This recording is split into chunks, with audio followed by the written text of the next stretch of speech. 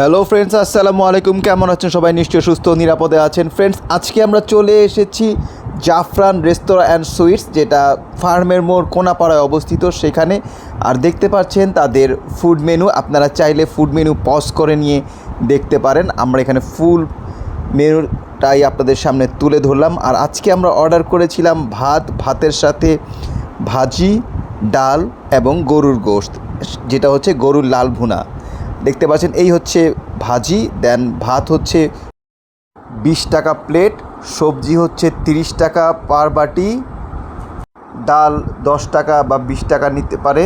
ডালের দামটা এই মুহূর্তে মনে পড়ছে না।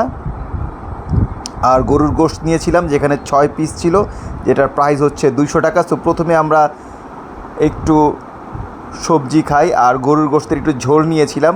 এই হচ্ছে সবজিটা দেখতে পাচ্ছেন, এখানে বেশ কয়েক প্রকার একটা 5 পিসালি সবজি আমার কাছে বেশ ভালো লেগেছে। আলু আছে, পেঁপে ছিল, গাজর ছিল, এবং তারা বলেছে সিজনাল সবজি তারা এখানে ব্যবহার করে। সবজিটা সত্যি খুব ভালো। এটা আপনারা রুটি, পরোটা বা ভাত যে কোনো কিছুর সাথে খেতে পারবেন। এটা আমার কাছে সত্যি ভালো লেগেছে। এরপর ট্রাই করি গরুর গোশত, যেটা হচ্ছে লাল ভুনা। 6 পিস থাকে, 6 পিসের প্রাইস হচ্ছে 200 টাকা।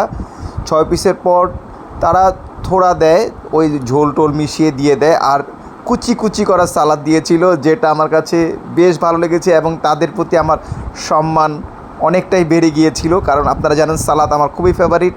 আর গরুর গোশতটা লাল ভুনা পারফেক্টলি কুকড। যারা লাল ভুনা পছন্দ করেন, কোনাপাড়া, যাত্রাবাড়ি, মাতুয়াইল, শনিরাখার আশেপাশে আছেন, তারা কিন্তু জাফরান রেস্তোরাঁয় ট্রাই করতে পারেন ভাতের সাথে গরুর গোশত। তাদের এখানে খিচুড়ি, মোরগ পোলাও সবই পাওয়া যায়। আমি ভাতের সাথে ট্রাই করেছি, আপনারা চাইলে ট্রাই করতে পারেন।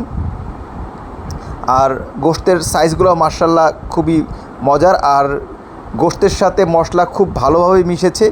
যারা গরুর গোশত খেতে পছন্দ করেন ভাতের সাথে, স্পেশালি লাল ভুনা, তারা কিন্তু জাফরান রেস্তোরাঁয় এই আইটেমটা অবশ্যই ট্রাই করতে পারেন।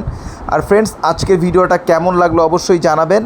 আর ভিডিওটা ভালো লাগলে অবশ্যই লাইক, কমেন্ট ও শেয়ার করে দিবেন। আর চ্যানেলটি সাবস্ক্রাইব করে দিবেন। আর যারা ফেসবুকে দেখছেন, প্লিজ পেজটি ফলো করে দিবেন পরবর্তী ভিডিও দেখার জন্য। আজকের মতো বিদায় নিচ্ছি। দেখা হবে অন্য কোনো এপিসোডে। ভালো থাকুন, সুস্থ থাকুন এবং নিরাপদে থাকুন। আল্লাহ হাফেজ, আসসালামু আলাইকুম।